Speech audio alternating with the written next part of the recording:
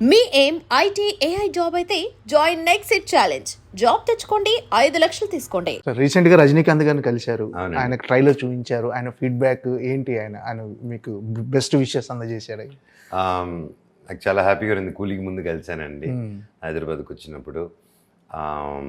ఆయన చాలా సపోర్టివ్గా ఎంకరేజ్ చేసి you should keep doing films and I'm happy నువ్వు ఎంత మంచి సినిమా చేస్తున్నావు, ట్రైలర్ చాలా బాగుంది, ప్రతి ఒక్కరు బాగా చేశారు. డైరెక్టర్ గారిని అప్రిషియేట్ చేశారు and he wished me really he blessed me and I took his blessings and I'm really happy he liked it. And లేకపోతే ఆయన మొహమాటలు అక్కడ చెప్పేస్తారు.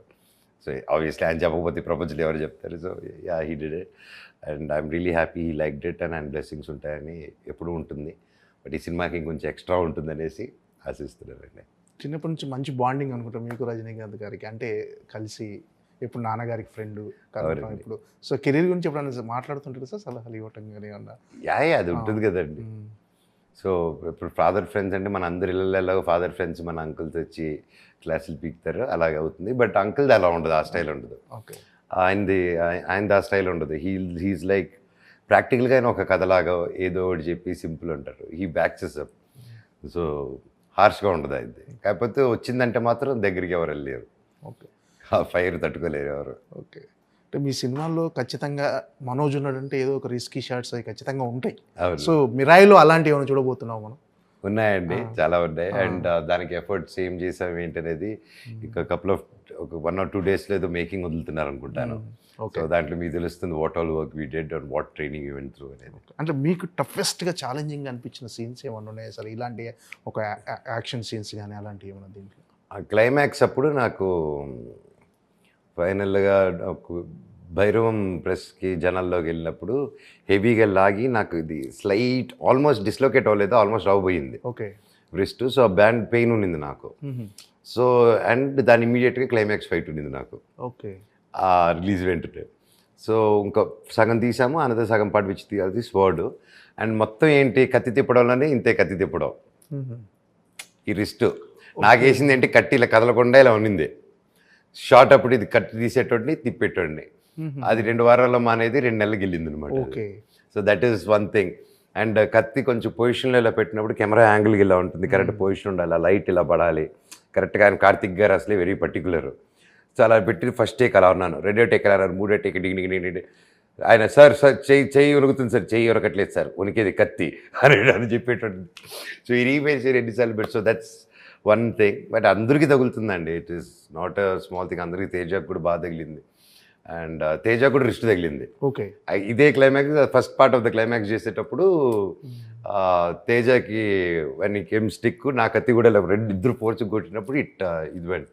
So with that pain he continued to finish the climax అండి. And same thing ఇక్కడే. And one more thing ఏంటంటే first ఫైట్లో director గారు వద్దు ఇది వైరు లేకపోతే ఎన్నైనా పెట్టి చేయిస్తాను, మిమ్మల్ని చేయలేను అది ఇది ఉన్నారు. ఆయన అలా బ్రేక్ వెళ్ళి వచ్చే లోపల ప్రాక్టీస్ చేసేస్తున్నాను రోప్, అది ఒక మనిషి మీద ఎక్కి తిరిగి ఇలా రోల్ చేయడం అనమాట. ఇంకా ఆయన ప్రాక్టీస్ చేయడం చూసి పరిగెత్తుకుంటూ వచ్చేసాడు. ఆయన వచ్చేసి ఉండండి మీకు చేయలేదు, అదేదో కెమెరా ముందే చేసాడు అని చెప్పి then we went I did that short in single thing అనమాట. And it came out really good. అంటే ఆఫ్టర్ మెనీ ఇయర్స్ భైరవం కంటే ముందు కదా, దాన్ని సెట్కి వెళ్ళడమే ఫస్ట్ ఫైట్ అదే. ఫస్ట్ ఇంట్రడక్షన్ ఫైట్తోనే మొదలుపెట్టాం shooting 3 years back, 2.5 years back. తర్వాత దెన్ నాకు చాలా ఉన్నింది మైండ్లో.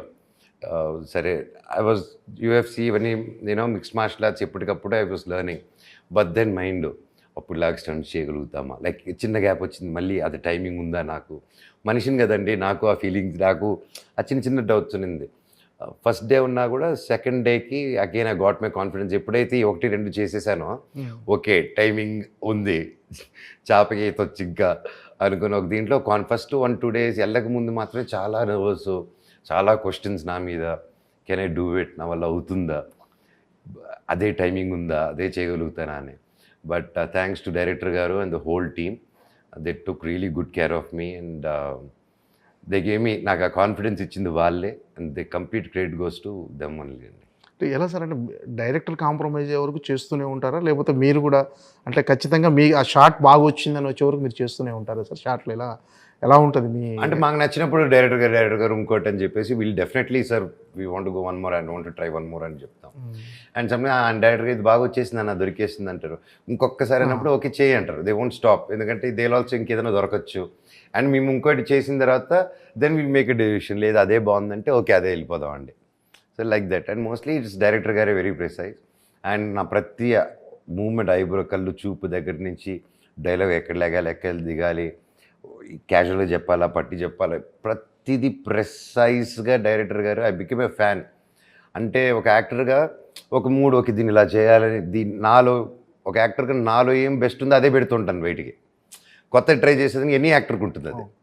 ఇంకో కొత్తది ఏదైనా తీసుకొచ్చేదానికి ఇప్పుడు అవసరమా, లేకపోతే ఎందుకు తెలియదు కాబట్టి నాకు అది చేయగలుగుతాననేది నాకు డిస్కవరీ తెలియదు. That's why director comes in. నాకు తెలియంది నేను ఓకే ఇలా ఆలోచిస్తే ఇలా చేయగలుగుతానా అనేది he taught me many things అండి. ఐ థింక్ హీజ్ నాకు చంద్రశేఖర్ ఎలియేటి గారి తర్వాత అన్ని టెక్నిక్, అన్ని ఇది ఆభావాలు ఎలాగ ఇది చేయాలని నాకు క్రిస్టల్ క్లియర్గా నేర్పించింది కార్తిక్ ఘట్టమనేని గారండి.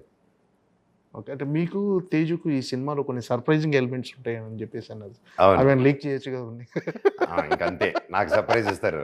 విశ్వ గారు వచ్చి అదిదా సర్ప్రైజ్ వాటి వేరే సర్ప్రైజ్ ఇస్తారు నాకు. సో రియలీ అండి, ప్రొడ్యూసర్ గారు కూడా విశ్వ గారు తప్ప వేరే వాళ్ళు ఇంత సపోర్ట్ చేసి ఉంటారా అనేది నమ్మలే. ఐ కాంట్ టెల్ అండి, బికాస్ ఇది ఎప్పుడో హనుమాన్ రిలీజ్ అయిన తర్వాత చేస్తే ఓకే అప్పుడు చాలా మంది చేస్తారు, పాన్ ఇండియా హిట్ అయిందని. హనుమాన్ రాకముందు తేజాన్ని నమ్మి, నేను అంతకుముందు నేను గ్యాప్ ఇచ్చిన నాకు నన్ను నమ్మి, కార్తిక్ ఘట్టమనేని గారు కేవలం ఆ స్క్రిప్ట్ మీద నమ్మి, విశ్వ గారు ఫస్ట్ డే చెప్పారు మనోజ్ ఇంతకుముందు స్టార్లాగా స్టార్ పవర్ అవంతా ఇప్పుడు లేదు. ఎస్, స్టార్గా పుల్ ఉంటుంది, కానీ ఫస్ట్ షోలో తేడా వస్తే ఆ తర్వాత స్టార్ లేదు, ఏమీ లేదు. స్టార్ అయినా హిట్ అవ్వాల్సిందే, నార్మల్ అయినా ఫస్ట్ షోలో టాక్ రావాల్సిందే, విచ్ ఇస్ వెరీ ట్రూ. అదే ఉంది 3 years బ్యాక్ ఏమన్నారు, ఈ రోజుకి అదే ఉంది. సో అది నమ్మి ఆయన, నేను కథను నమ్మాను, ఈ వరల్డ్ని నమ్మాను, మనం అందరిని నమ్మి చేద్దాం దీని అన్నారు. అదేవిధంగా ఏమీ కాంప్రమైజ్ అవ్వకుండా ఏది 3 years వరకు ఒక సెట్ అయితే దాదాపు 6 months 1 year హోల్డ్ చేశారండి ఆయన. గ్రౌండ్లో వేసి అది వర్షం వచ్చి పడిపోతే కూడా దాన్ని మళ్ళీ బిల్డ్ చేసి మళ్ళీ షూట్ చేశారు. How many people would dare to do that? So and he believe the script so much and he supported us. And అందరం నమ్మి నిలబడిపోయి చేసాం cinema. I think and I hope and I trust, hope కూడా కాదు, I trust, I believe ఈ cinema పెద్ద hit అవుతుంది and మంచి ఆదరణ వస్తుందని ఐఎమ్ ట్రస్టింగ్ ఇట్ అండి. అంటే ఎలాంటి విజువల్ ఎక్స్పీరియన్స్ ఇవ్వబోతుంది సార్? అంటే మొన్న ట్రైలర్ రిలీజ్ అయిన తర్వాత నిజంగా స్టన్నింగ్, అందరు మోస్ట్ యాంటిసిపేటెడ్ మూవీలా ఇప్పుడు టాప్ ట్రెండింగ్లో ఉంది సినిమా. సో విజువల్గా చాలా ఎక్స్పెక్ట్ చేస్తున్నారు. సో వాళ్ళ అంచనా, వాళ్ళ ఎక్స్పెక్టేషన్ ఎంతవరకు రీచ్ అవుతుంది? ట్రైలర్కి ఏదైతే అందరూ ఎక్స్పెక్టేషన్స్ ఉన్నారో అది మాత్రం యూజువల్లీ 100% రీచ్ అవుతారండి. 100% రీచ్ అవుతారు. ఓకే, ఇట్స్ ఫినామినల్గా తీశారు. ఓకే, అంటే మీ క్యారెక్టర్ని, మీ క్యారెక్టరైజేషన్ని ఎంతవరకు ఆడియన్స్ ఎంజాయ్ చేయబోతున్నారు? దే రియలీ ఎంజాయ్ అండి. వీటితో కోపం ఎలా ఉందో చిన్న చిన్న ఫన్ ఫ్యాక్ట్ కూడా ఉంటుంది ఈ క్యారెక్టర్ది. సో ఈజ్ వెరీ మైండ్ని పట్టలేదు మీరు ఇతన్ని. So yeah, it will be impactful. బయటకు వచ్చినప్పుడు మాత్రం మైండ్ నుంచి తీయలేరు, అది గ్యారంటీ. అంటే మీరు రీఎంట్రీ అంటే కొంత గ్యాప్ తర్వాత మళ్ళీ సినిమాలోకి వచ్చినప్పుడు, మళ్ళీ రీఎంట్రీ ఇచ్చినప్పుడు ఇలాంటి ఒక సినిమా కోసం వెయిట్ చేశారా సార్ మామూలుగా? అంటే భైరవంకు ముందు ఒప్పుకున్న సినిమా కదా ఇది. అవును, అంటే అహం బ్రహ్మాస్మి కూడా కొంచెం లార్జర్ దెన్ లైఫ్ డిఫరెంట్ ప్యాటర్న్లో అనుకున్నామండి. అది కూడా